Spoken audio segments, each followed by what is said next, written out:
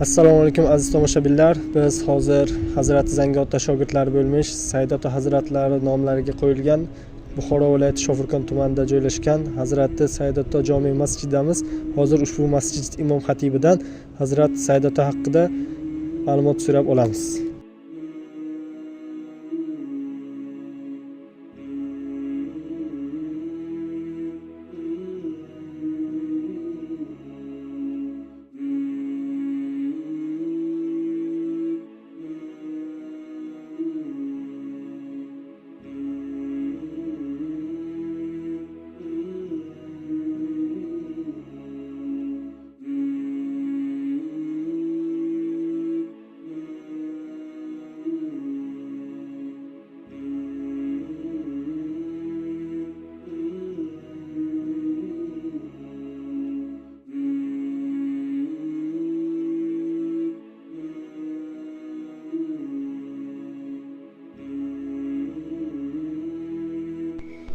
Assalomu alaykum ustoz. Bizga Saidota hazratlarini kimliklari haqida, o'sha tarixlarini, nega Saidota hazratlarini nomlaridagi masjid aynan shu yerda Buxoro viloyati Shofirkon tumanida joylashganini aytib bera olasizmi? Albatta. Bismillahirrohmanirrohim. Vassalotu vassalamu ala rasulillah.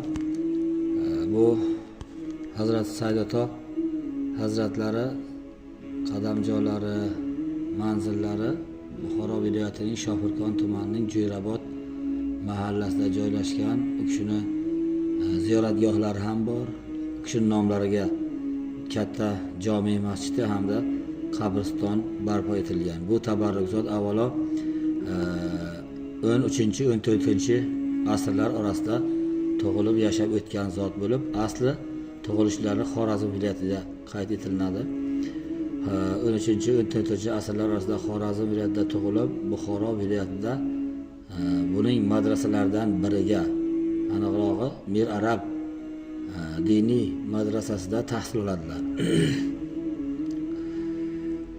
Madrasada shariat ilmlarini o'rganganlaridan keyin u kishining qalblariga tariqat ilmlarini ham o'rganishlik muhabbati paydo bo'ladi.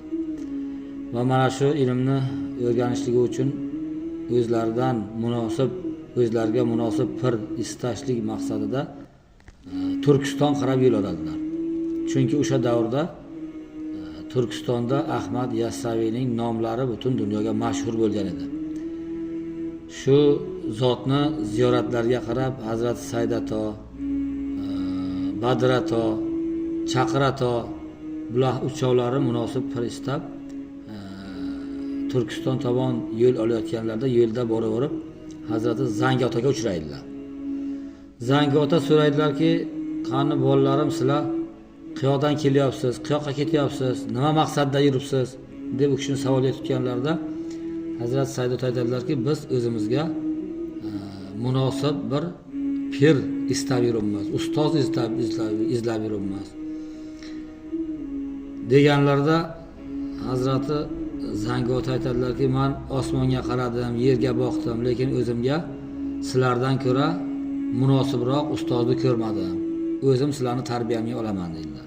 Darhaqiqat bu holat bularga, uchovlarga ham ma'qul tushadi-da, Hazrat Zangiotaga bular shogird tushadilar. Endi Hazrati Zangioto Hakimatodan, Hakimato esa Hazrat Ahmad Yassaviydan tahsil oladilar. Ko'rinib turibdiki, Saidotoni asl ustozlari borib Hazrati Ahmad Yassaviyga taqalyapti.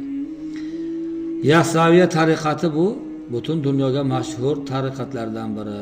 Naqshbandiya tariqati ham xuddi jumladan butun dunyoga mashhur tariqatlardan biri, yirik tariqatlardan biri bo'lib, endi Zangiotadan Hazrat Saidota juda uzoq yillar tahsil oladilar. Shariat ilmlarini, tariqat bilimlarini o'rganadilar.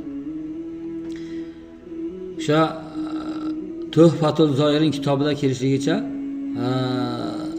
Hazrati Hakimato, Zangioto bular bu dunyoni tark etganlardan keyin 1258-yilda u kishidan yirik shogirdlar qoladi. Bu yirik shogirdlari Hasan Uzunato, Badrato, Saidato va Chaqirato. Bularning ichlari eng ko'zga ko'ringan, eng yiriklari Hazrat Saydato bo'lib taniladi. Chunki bu Hazrat Saydato o'sha davrning eng allomai va allomalardan bittasi sanalardi. Endi bular to'rtovlari ham u kishidan mana shunday ilm shariatni, ilm tariqatni o'rganganlaridan keyin bularning oralariga eng ko'ringan, ko'zga ko'ringan Hazrat Saydato bo'lganliklari uchun o'sha Nasriddin Husayn Buxoriyni Tuhfatuz Zoirin asarida keltirishicha Saydatoni 400 ta muridlari bo'lgan ekan. Barchalari Buxorodagi hozirgi biz tabarruk deb bilgan Varzonzi xonaqosida shayxlik masnadida qo'nim topib 20 yil davomida mingdan ortiq shogirdlarni chiqarib, ularni aksari valilik oliy darajaga yetgan zotlar bo'ladi. Saydatoni eng yetuk shogirdlardan bittasi Ismoil Ato. Bularning hammalari ilm shariatni, ilm tariqatni o'rgatadilar va shu jumladan Hazrat Saydatoni mana shu biz hozir qo'yim topgan maskanga xalifa qilib yuboradilar. Shu yerga o'sha manbalarga kelishicha Kenjaboy Kantayevni kitoblariga, Sadriddin Salimni Buxorolik Tabarruk ziyoratgoh degan kitoblarga qayd etilishicha Hazrat Saydato shu yerga qo'yim topganlardan keyin bu kishini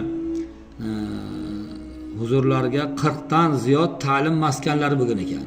Ya'ni xonaqolari, joylari, ta'lim dargohlari bo'lib, shu xalqimizni, farzandlarimizni kelajagi uchun ilm, dini dunyo ilmlarini o'rgatishlikka bevosita hissa qo'shgan, xizmat qilgan zotlardan bittalari sanaladilar. Manbalarga kelishicha va rivoyatlarda kelishicha Hazrat Saydato ko'chadan yoshlik chog'larida ko'chadan o'tib ketayotganlarida o'ynab turgan bolalarning orasidan bir bolakay yugurib kelib, odob bilan salom beradi. Bu bolakay salom bergan kishi, ya'ni Amir Kulol hazratlari bo'ladilar. Saydato Amir Kulolni qo'llaridan olib uylariga yetaklaydilar. Haqlariga duo qiladilar. Keyin boshlaridagi sallani teng ikkiga bo'lib oladilar-da, bittasini o'zlarini boshlariga bog'laydilar, ikkinchi sallani Hazrati Said Amir Kulol hazratlarini boshlariga o'raydilar va bolani chaqirib tashqariga chiqarib yuboradilar. Hazrat Saydato qadamjolari juda ham bir mashhur qadamjoh sanaladi. Tarixlarda ko'p joylarga kiritilgan bu zot shariflar endi berga qo'nim topishliklardan asosiy maqsad Hazrat Zangiotoning topshiriqlariga muvofiq shariat ilmlarini, dunyo ilmlarini, din ilmlarini shu xalqqa yetkazishligi uchun, ya'ni ustozlik maqomotini topishligi uchun mana shu yoqqa ustoz bo'lmaganligiga o'sha kishining tavsiyalari bilan kelib qoladilar bu yerga. Va shu yerga qo'nim topib, yuqoriga aytganimiz maktablarni, xonaqolarni qurib, shu yerga uzoq yillar xizmat qiladilar va shu yerga qo'nim topib, shu yerdan hayotdan o'tadilar. Bu kishi mana shu yuqori aytganimizdek 13-14 asrlar orasida yashab o'tgan va Yassaviya tariqatida juda katta hissa qo'shgan. Xalqimizni kelajagiga, xalqimizni farzandlarimizni ilm ma'rifat egasi bo'lib yetishlikka o'zlarining hissa qo'shgan yetuk allomalardan bittalari sanaladi. Alloh rahmatiga olgan bo'lsin bu zotni. Bugunlik kunda mana shu maskanda juda katta bir jome masjidi, uni atrofiga bog', chorvoqlar tashkil qilingan va mana narigi tomonimizga katta qabriston qo'yilgan va shu yerga bu kishining qadamjolari ham nima qilingan, barpo qilingan. O'sha vaqtda, o'sha davrga, ya'ni Sovet ittifoqi davriga ham bu yerga o'sha 40 ta hujralari, ta'lim dargohlari bo'lgan paytda, katta xonaqolari, masjidlari bo'lgan paytda buni bizni qadriyatlarimizni yo'qotishga uringan paytda Sovet ittifoqi davrida buzib tashlangan hammasi. Buzib ular yo'q qilingan. Bizning qadriyatlarimiz, bizni mana shunday bir esdaliklarimiz yo'q bo'lib oyoq usti qilib tashlangan. Lekin Xudoga shukr, alhamdulillah, mustaqillikdan keyingi davrda mana 2000-yilda 1999-yilda bu jome masjid qad ko'targan Hazrat Saydato nomlari bilan mashhur. Xudo rahmatiga olgan bo'lsin iloyim bu zotni. Iloyim hammamizdan rozi bo'lsin. Mana shu dini dunyo yo'lida yurtimiz kelajagi, farzandlarimizni baxsh-saodatli yo'lga qilgan xizmatlari, harakatlariga Alloh iloyim o'zi madadkor bo'lsin. Katta rahmat.